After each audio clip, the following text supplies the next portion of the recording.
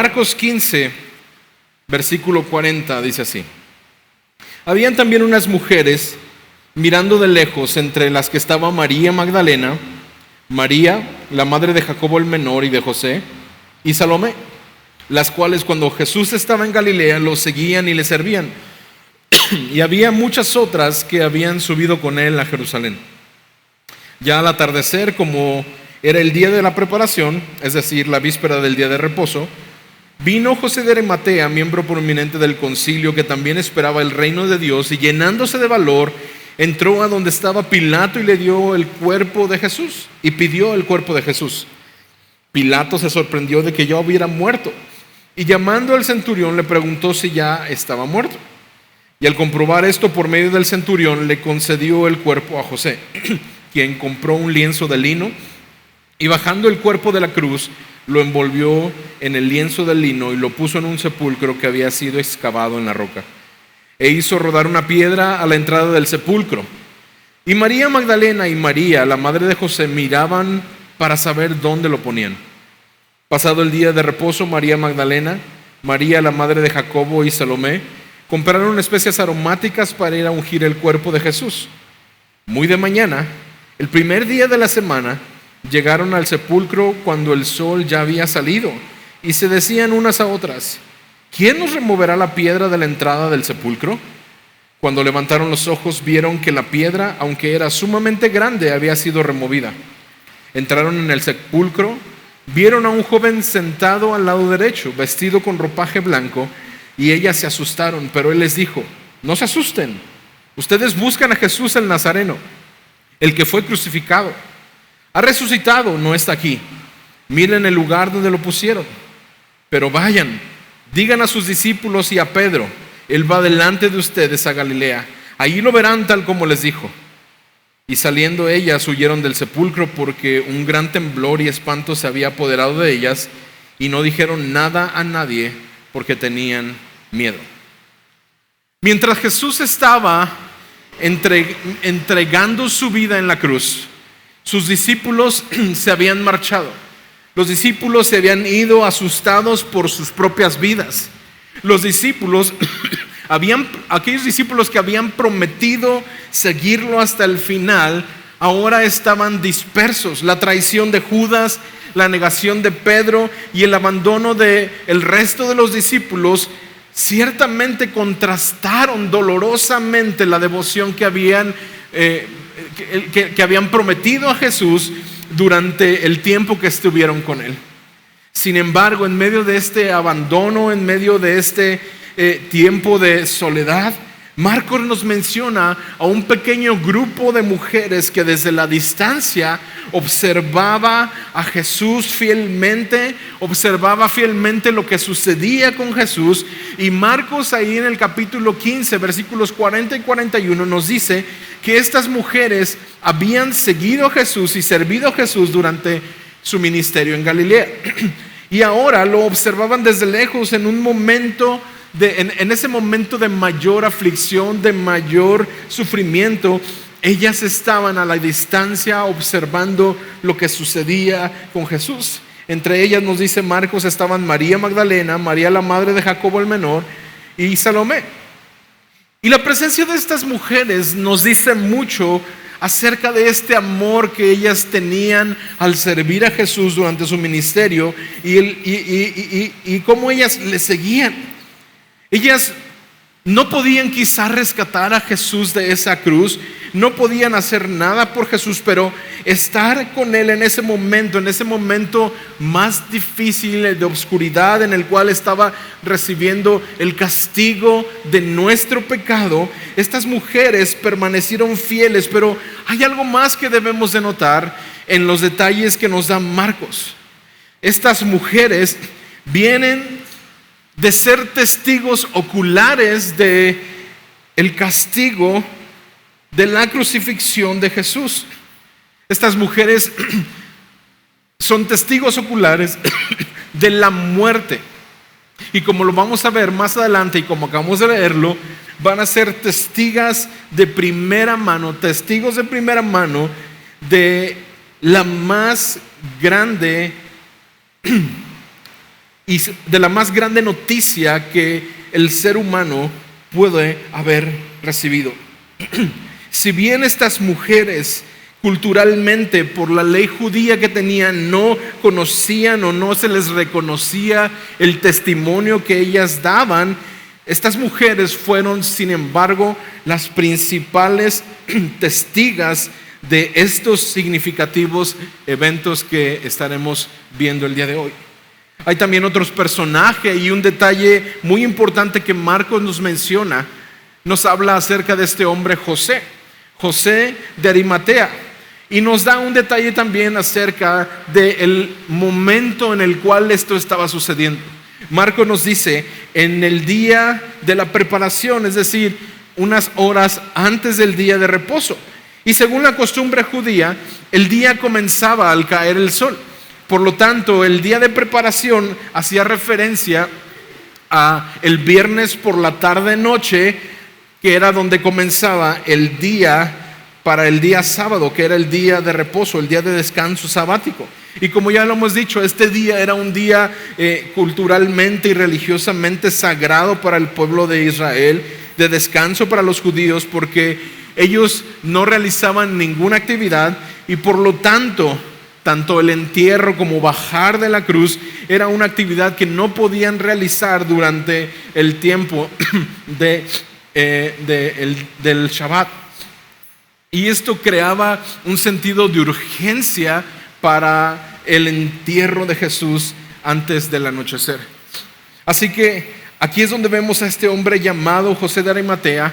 Y un dato interesante de este hombre es que los 4 evangelios hacen mención a José de Arimatea. Los 4 evangelios mencionan a José, nos dicen que él era miembro del concilio, es decir, él era miembro del Sanedrín. Si tú recuerdas, el Sanedrín fue aquel consejo o aquel concilio de líderes religiosos que condenó a Jesús, que inculpó a Jesús y que lo llevó delante de juicio a Pilato. Pero acerca de este concilio nos dice que José de Arimatea, los evangelios nos dicen que José era un discípulo secreto por medio de los judíos en Juan 19:38. También nos dice que José de Arimatea no había estado de acuerdo con el plan y con las acciones que el concilio estaba teniendo en contra de Jesús, y lo puedes ver ahí en Lucas 23:51. Pero también nos dice que José de Arimatea esperaba con ansia el reino de Dios. Lo acabamos de leer hace unos minutos en el capítulo 15, versículo 43. Así que también en el Evangelio de Marcos nos dice que este José de Arimatea era un hombre rico. Por lo tanto, vemos que José, este seguidor de secreto de Jesús, se arma de valor, utiliza sus recursos y se presenta ante Pilato y pide el cuerpo de Jesús. Y digo se arma de valor porque pues al pedir el cuerpo de Jesús, José de Arimatea sería identificado como aquel o como alguien que estaba relacionado con Jesús o que estaba a favor de Jesús. Incluso Marcos nos detalla que este José de Arimatea esperaba el reino de Dios. Y qué gran contraste con la actitud de quienes eran sus discípulos.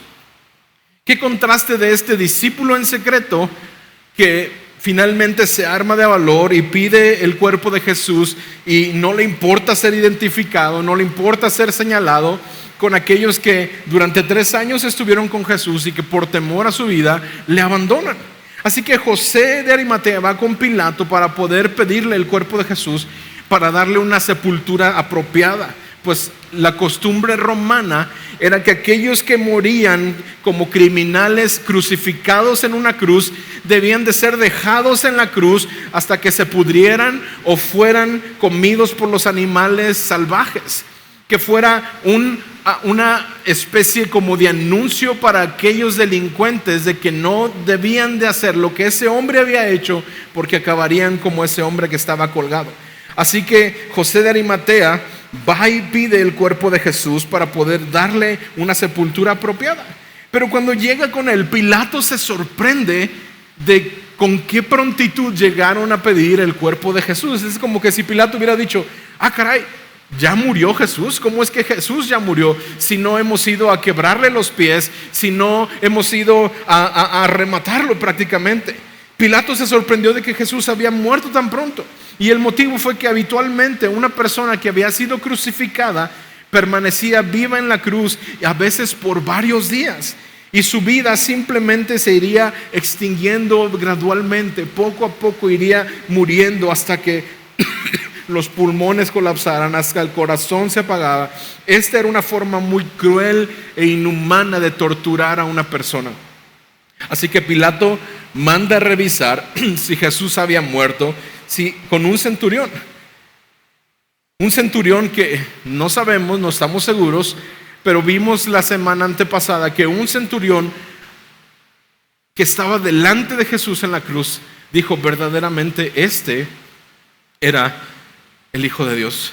Ahora, este centurión llega y le dice a Pilato que Jesús ciertamente estaba muerto, y esa fue la razón por la cual Pilato entregó el cuerpo a José de Arimatea.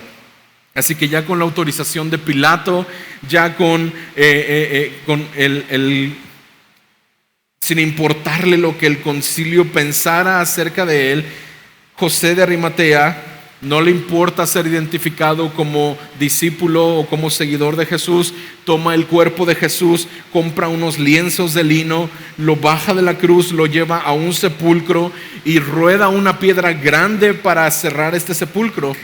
Y debido al día del reposo que se acercaba, ellos no tuvieron la ocasión para preparar de una manera apropiada el cuerpo de Jesús para la sepultura. Así que con una preparación, digamos, apresurada, ellos cubren el cuerpo de Jesús y lo ponen en esta tumba, lo ponen en este sepulcro.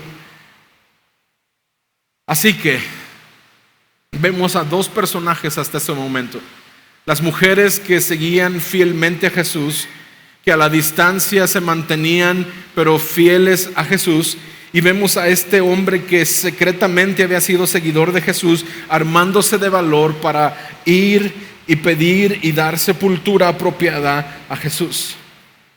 Vemos por lo menos que tanto las mujeres que seguían a Jesús vieron a Jesús morir en la cruz, y este centurión declaró que Jesús ya estaba muerto, y por lo tanto Pilato afirma que Jesús ya ha muerto. Tenemos por lo menos tres aseveraciones de que Jesús ha muerto. No es alguien que estuvo en coma, no es alguien que ha estado descansando solamente o que se desvaneció. No, Jesús murió. Jesús murió. Jesús, por lo tanto, ahora había sido llevado a un sepulcro, y una piedra enorme había sido rodada delante de la tumba del sepulcro. Y claro, al morir Jesús, podemos pensar cómo era el ambiente para estas mujeres, para José de Arimatea, para aquellos que seguían a Jesús. ¿Cuál era el ambiente que se vivía en medio de ellos? Ellos no tuvieron ocasión para preparar apropiadamente el cuerpo de Jesús, pero claro que algunas mujeres de las que estaban cerca vieron dónde Jesús había sido depositado. La palabra no lo dice, dónde depositaron el cuerpo de Jesús, y quizá lamentándose durante este tiempo, deseando quedarse con él hasta el mismo fin, pero tenían que separarse en ese momento, pues el día de reposo venía. Detengámonos un poco y pensemos por qué son tan importantes estos detalles en la narrativa de Marcos. Principalmente porque en ellos, en estos detalles que Marcos nos da, vemos el cumplimiento de algunas de las profecías del Antiguo Testamento cumpliéndose en estos detalles que Marcos nos está hablando. Mira rápidamente Isaías 53, versículos 6 al 9. Isaías 53, versículos 6 al 9.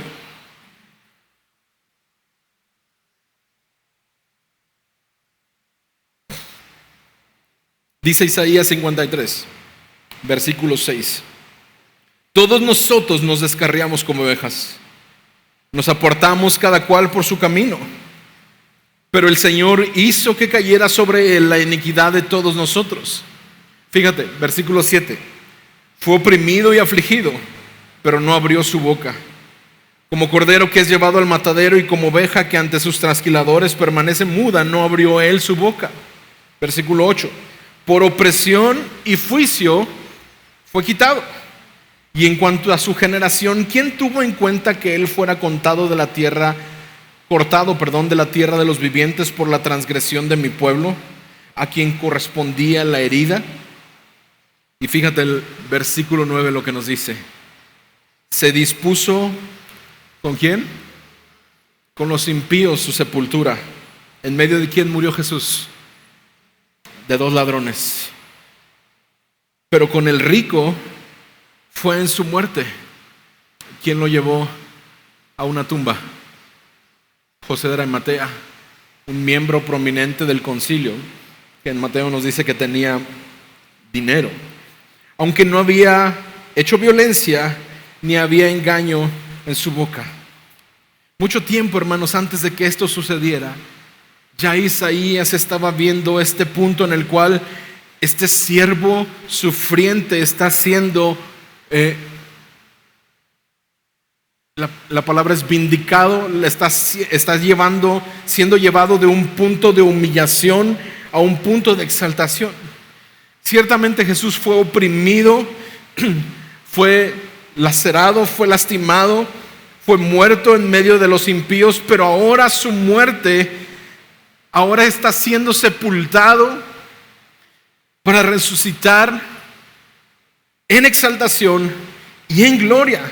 Y de esta manera se cumple al pie de la letra las circunstancias que estaban rodeando este entierro de Jesús. Así que llegamos a que a pesar de que los discípulos habían huido y que las mujeres habían permanecido fieles, siguiendo a Jesús hasta el final y observando su crucifixión y entierro desde una distancia, y José de Arimatea, este hombre miembro del Sanedrín, mostrando valentía al solicitar el cuerpo de Jesús y darle un entierro digno, cada una de estas acciones de compromiso, de valentía, hablaban acerca del respeto, de la admiración, el deseo por seguir, por servir a Jesús. Esta verificación de la muerte de Jesús por Pilato y de este centurión romano nos proporciona una base sólida para esta aseveración de autenticidad de la muerte de Jesús, lo cual es muy importante que tú y yo podamos tener en mente para el resto de nuestro pasaje, porque Jesús fue muerto en la cruz. Y porque fue muerto en la cruz, fue llevado a un sepulcro. Pero mira, continuamos con el capítulo 16, versículos del 1 al 8. Pasado el día de reposo, María Magdalena, María la madre de Jacobo y Salomé compraron especias aromáticas para ir a ungir el cuerpo de Jesús. Y muy de mañana, el primer día de la semana, llegaron al sepulcro cuando el sol ya había salido, y se decían unas a otras: ¿quién nos removerá la piedra de la entrada del sepulcro? Cuando levantaron sus ojos, vieron que la piedra, aunque era sumamente grande, había sido removida. Y entrando en el sepulcro, vieron a un joven sentado al lado derecho, vestido con ropaje blanco, y ellas se asustaron. La celebración del día de reposo había terminado, hermanos. Ahora, María Magdalena, María la madre de Jacobo y Salomé habían comprado especies aromáticas para ungir el cuerpo de Cristo, de Jesús. Marcos ya nos había dicho que estas mujeres habían sido testigos de la crucifixión y de la muerte y del entierro de Jesús, lo cual sin duda pudiera dar motivo a estas mujeres para que muy de mañana caminaran al sepulcro, llevaran estas especies aromáticas para realizar apropiadamente el ungimiento y la preparación del cuerpo tradicional que había quedado a medias, quizá por la premura del día de reposo. Sin duda el ambiente, como decía hace unos momentos, el tono de esa mañana era de tristeza, de luto que sentían por la muerte de Jesús. Ellas querían honrar a Jesús con un entierro adecuado que no había sido posible por la premura del viernes y la llegada del sábado. Pero estas mujeres fueron las últimas en salir en la escena de la cruz, fueron las primeras en llegar a la tumba. Y a pesar de que al momento que ellas iban caminando a la tumba, ellas se preguntan, ¿quién nos va a ayudar a mover esta pesada piedra? A pesar de que ellas tenían esta dificultad de entrar en el sepulcro debido a esta piedra que bloqueaba la entrada, ellas evidentemente no estaban esperando a Jesús resucitado. Ellas iban con la expectativa de ungir un cadáver, de preparar un cuerpo que había sido crucificado. Nuevamente, la actitud de los discípulos, ya que Jesús había muerto, fue de permanecer ocultos hasta después de que toda la algarabía pública pasara, para evitar cualquier tipo de peligro. Contrastaba con la actitud de estas mujeres que por amor y por servicio caminan sin importar esta dificultad que enfrentarían. Pero la actitud de estas mujeres fue muy diferente. Ellas buscaban servir fielmente a Jesús a pesar de que había muerto ya. Era muy temprano, al amanecer, cuando estas mujeres quisieron ungir el cuerpo de Jesús con las especies que ellas habían traído. Contaban con la dificultad de entrar al sepulcro, como lo decimos, pero descubrieron que este obstáculo había sido desaparecido por el hecho de que la piedra había sido removida. El cuerpo de Jesús había desaparecido ya. Ellas entraron al sepulcro, vieron la piedra removida y en lugar de ver el cuerpo de Jesús, ellas se encuentran con un joven de vestiduras resplandecientes sentado a la derecha. Y esto sin duda les causa temor, les causa confusión, puesto que el cuerpo de Jesús no se encontraba donde se supone que debería de estar, y en su lugar había un joven de ropa resplandeciente. Muy seguramente ellas ni siquiera tenían idea de lo que estaba sucediendo. Quizá estaban pensando que se habían robado el cuerpo de Jesús, pero este joven les dice: no teman, no se asusten. Ustedes están buscando a Jesús el Nazareno, el que fue crucificado, pero Él ha resucitado. Él no está aquí. Miren el lugar donde lo pusieron, no está aquí. Y podemos imaginarnos el asombro de estas mujeres en este momento. Quizás se quedaron mudas. También tenían miedo porque habían venido al sepulcro con un entendimiento quizá terrenal y natural. Ellas esperaban ver a alguien muerto. Ellas llevaban especies para ungir un cuerpo que había sido crucificado. El cuerpo que debía estar presente ahora no estaban. Solamente un joven vestido en ropas blancas celestiales estaba sentado donde el cuerpo debería estar tendido. Todo era diferente. Y estaba más que claro que estas mujeres no entendían lo que estaba sucediendo. Jesús ha resucitado tal como Él ha dicho, dijo este joven. Al menos en 3 ocasiones vimos durante nuestro tiempo en el Evangelio de Marcos, durante nuestra serie, que Jesús les dijo a sus discípulos que Él resucitaría. Lo vimos en Marcos 8:31, lo vimos en Marcos 9:31, lo vimos en Marcos 10:33 y 34.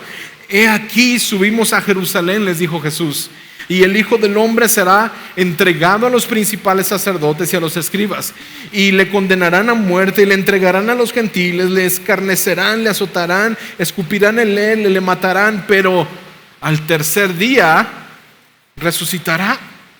Y es que, hermanos, sin duda, la resurrección de Jesús es uno de esos hechos históricos con mayor relevancia y con un sinnúmero de implicaciones, y por lo tanto ha sido objeto de escepticismo, de incredulidad. Pero es importante, hermanos, que consideremos qué es lo que significa la tumba vacía de Jesús. ¿Qué es lo que significa que al llegar estas mujeres vieran el lugar donde Jesús debía ser puesto, donde el cuerpo debería estar ahí, ahora estaba vacío? ¿Qué es lo que significa su resurrección? La resurrección de Jesús significa que Jesús, número 1, fue declarado Hijo de Dios. hemos visto durante nuestra serie de Marcos constantes ocasiones, oportunidades en las cuales Jesús podía ser declarado o fue declarado Hijo de Dios, pero Jesús mandaba callar por lo general a estas personas o a estos demonios que lo hacían. Vimos también cómo declaró como Pedro declaró que Jesús era el Cristo. Pero fíjate lo que dice Romanos 1:4. Romanos 1:4 podemos ver cómo Jesús es declarado por su resurrección, según el Espíritu de Santidad, Hijo de Dios.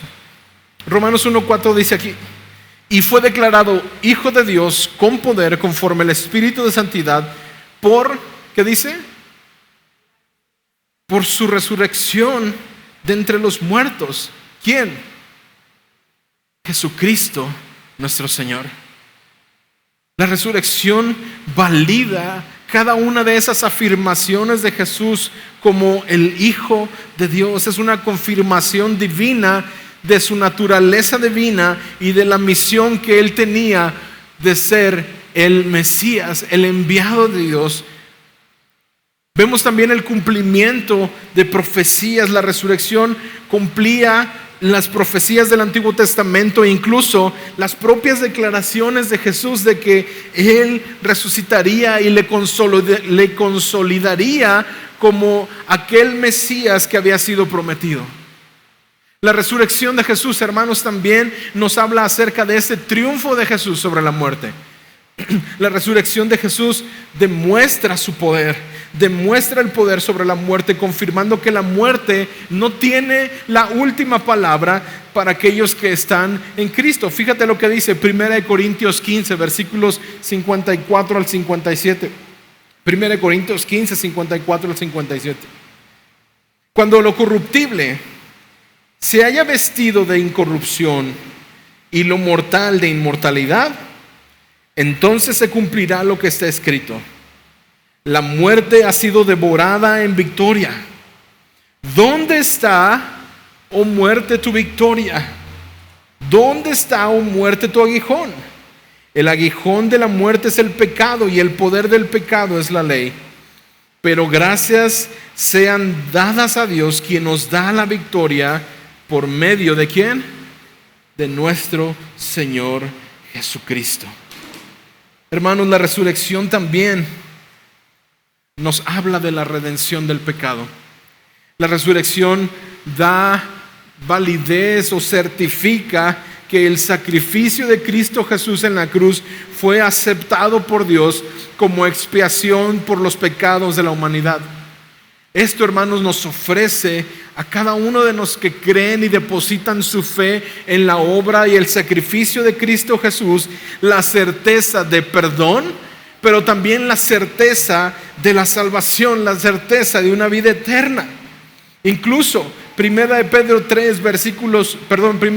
1, versículos 3 y 4 nos hablan acerca de que la resurrección de Jesús viene a ser la primicia de la resurrección de los creyentes. Es decir, promete que cada uno de aquellos que han puesto su fe en Cristo Jesús y que ahora están unidos a Cristo Jesús también a través de su resurrección, a una vida nueva y a una vida eterna, a la cual esperamos. Fíjate, 1 Pedro 1: bendito el Dios y Padre nuestro y Padre de nuestro Señor Jesucristo, que según su grande misericordia nos hizo renacer para una esperanza viva, por la resurrección de Jesucristo de los muertos, para una herencia incorruptible, incontaminada e inmarcesible, reservada en los cielos para nosotros.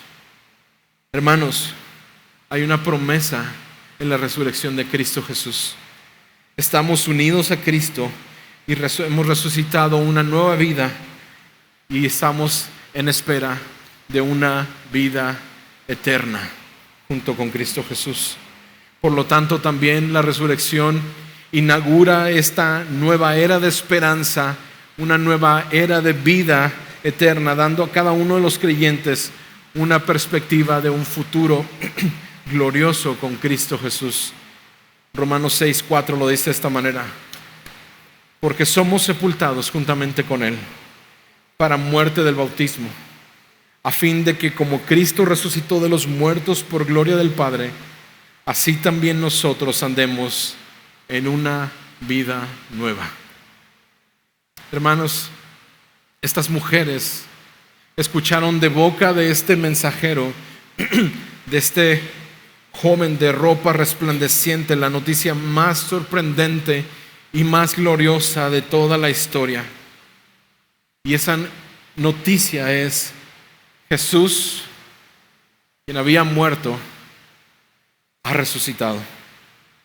Jesús, quien había muerto, ha resucitado como dijo que lo haría. Y aún más les dio la encomienda de ir y hacerlo saber a los discípulos,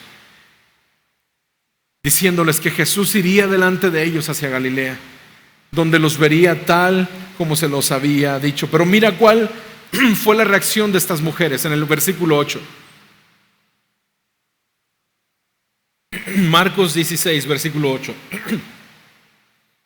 Y saliendo ellas, huyeron del sepulcro, porque un gran temblor y espanto se había apoderado de ellas, y no dijeron nada a nadie, porque tenían miedo. Imagina las emociones de estas mujeres. Emociones tan mezcladas quizá por la noticia. Esta noticia era demasiado grande como para poder asimilar todo en esta noticia.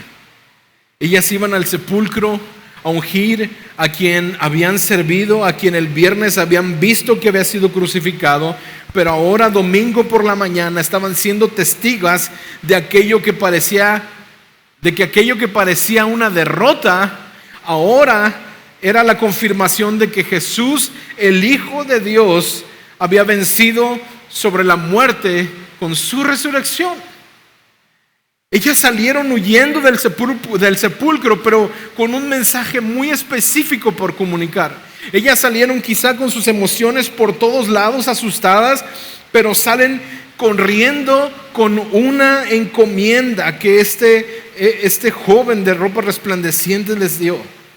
La pregunta para ti y para mí el día de hoy es: ¿qué vamos a hacer con la mayor de las noticias que podemos tener?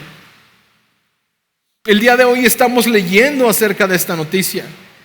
La pregunta para el día de hoy de nosotros es: ¿qué vamos a hacer con la mayor de las noticias que hemos tenido? Estas mujeres fueron testigos de primera mano de la muerte de Jesús y ahora estaban siendo testigas de primera mano de la resurrección de Jesús. Y este joven de ropa resplandeciente les encomienda: vayan y díganle a los discípulos lo que acaban de ver, y vayan y anúncienselos. Incluso en los pasajes paralelos que vemos en los otros evangelios, vemos que estas mujeres salen corriendo y le dieron la noticia a los discípulos de Jesús. Pero preguntémonos el día de hoy: ¿qué estamos haciendo con toda esta información de la resurrección de Jesús? Tú y yo el día de hoy ya sabemos que Jesús resucitó. Tú y yo el día de hoy acabamos de ver lo que la resurrección de Jesús significa. Significa que Él verdaderamente es Dios. Significa que Él verdaderamente vino a sufrir por nuestra maldad, que fue a morir en la cruz, pero que ahora su resurrección es una garantía de que hemos sido perdonados por el sacrificio expiatorio de Cristo Jesús. Ahora sabemos tú y yo que la resurrección de Jesús nos da una esperanza para una nueva vida en Cristo Jesús. Ahora la resurrección de Jesús nos da la esperanza para una vida eterna con Jesús. Ahora hemos muerto al pecado y hemos resucitado a una nueva vida con Cristo Jesús.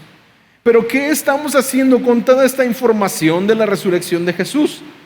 ¿Estamos dando testimonio de la obra más poderosa y más asombrosa que ha habido en la historia? Sin duda, hermanos, primeramente debemos de creer con todo nuestro corazón que Jesús ha resucitado. Si tú estás en este lugar y el día de hoy no crees que Jesús resucitó, esta invitación es para ti. Primeramente, debemos creer con todo nuestro corazón que Jesús resucitó. Y hay evidencia, por lo menos acabamos de leer 3 personas que dieron evidencia de que Jesús fue crucificado, fue llevado a una tumba porque murió. Y también hemos visto la evidencia de estas mujeres que vieron que en esa tumba ya no había nadie, estaba vacía. Hasta el día de hoy esa tumba sigue vacía. Hay evidencias constantes de que Jesucristo, quien fue a la muerte, derrotó a la muerte, resucitó de la muerte y el día de hoy está sentado a la diestra del Padre. Este es el fundamento de nuestra fe.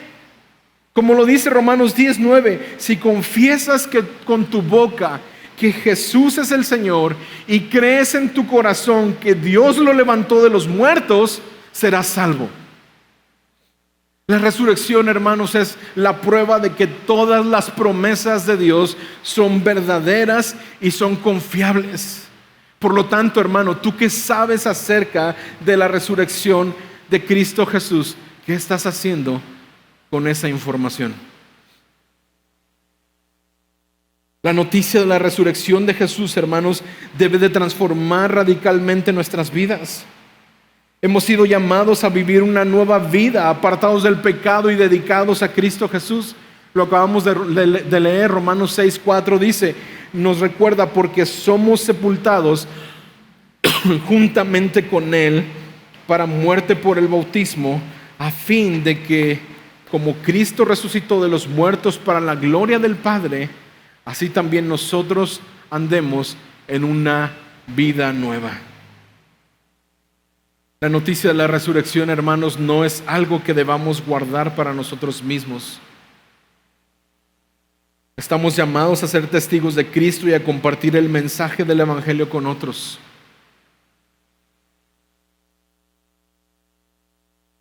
Hechos 1:8 dice, pero recibirán poder cuando haya venido sobre ustedes el Espíritu de Dios, el Espíritu Santo, y me serán testigos en Jerusalén, en toda Judea, en Samaria y hasta lo último de la tierra. Hermanos, hemos recorrido un pasaje que es crucial en la narrativa del Evangelio. Desde la crucifixión y la sepultura de Jesús hasta la noticia de su resurrección. Estos eventos que acabamos de leer, hermanos, no solo constituyen el centro del mensaje del Evangelio, sino que también nos llaman estos pasajes a responder a ello. Primeramente hemos observado esta lealtad de estas mujeres que siguieron a Jesús desde Galilea. Y aunque los discípulos varones que seguían a Jesús huyeron, estas mujeres permanecieron fieles incluso en el momento más oscuro. Su presencia constante en la crucifixión, en la sepultura y finalmente en el descubrimiento de la resurrección de Jesús nos enseña sobre la importancia, hermanos, de permanecer firmes en la fe, de perseverar en la fe, aun cuando las circunstancias sean adversas. Hemos considerado también el acto de valentía de José de Arimatea, quien a pesar de ser un miembro del Sanedrín, se atrevió a pedir el cuerpo de Jesús y darle una sepultura digna. Su acción nos debe de desafiar a ti y a mí a vivir nuestra fe con valentía, a tomar decisiones difíciles y a defender aquello que es correcto, sin importar cuáles sean las consecuencias. Hemos reflexionado también sobre la tumba vacía y sobre la proclamación de este joven de ropas resplandecientes que dijo: Jesús de Nazaret, que ha sido crucificado, que ha muerto, ahora ha resucitado. Él no está aquí. Hermanos, la resurrección de Jesús es el fundamento de nuestra fe. No solamente nos confirma que Jesús es el Hijo de Dios, sino también nos garantiza nuestra redención, la promesa de nuestra propia resurrección futura y la victoria de Jesús sobre la muerte, la cual nos da esperanza y nos llama a vivir la nueva vida que Él nos ofrece.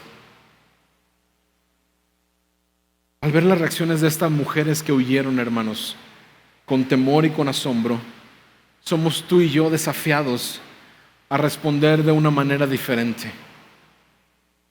Ellas fueron primero testigos de la resurrección y su misión era llevar esta noticia a los discípulos. El día de hoy, aquellos que hemos depositado nuestra fe en Cristo Jesús, que creemos en Cristo Jesús, también tenemos este llamado de ser testigos de las buenas nuevas de Cristo Jesús, testigos de la resurrección de Jesús. Hemos sido llamados a compartir este mensaje de esperanza y vida eterna con un mundo que está necesitado de esta noticia. Hermanos, debemos perseverar en la fe, debemos vivir nuestra fe con valentía y debemos de proclamar la resurrección de Jesús con la misma convicción y asombro que sintieron estas mujeres cuando vieron esa tumba vacía. Que la verdad de la resurrección de Jesús, hermanos, transforme nuestras vidas. Que la verdad de la resurrección de Jesús transforme nuestras vidas, nos llene de esperanza y aún más nos impulse a vivir y a compartir el Evangelio con fervor y con dedicación. ¿Sabes por qué? Porque sí, Jesús murió, pero Jesús, quien murió, ha resucitado tal como dijo que lo haría. ¿Y sabes qué? Gloria sea a Dios por eso, porque nuestro Salvador vive, está sentado a la diestra del Padre y está por regresar por su iglesia. Así que gloria a Dios, gloria sea dada a Dios, porque Cristo Jesús vive hoy. Cristo Jesús vive el día de hoy.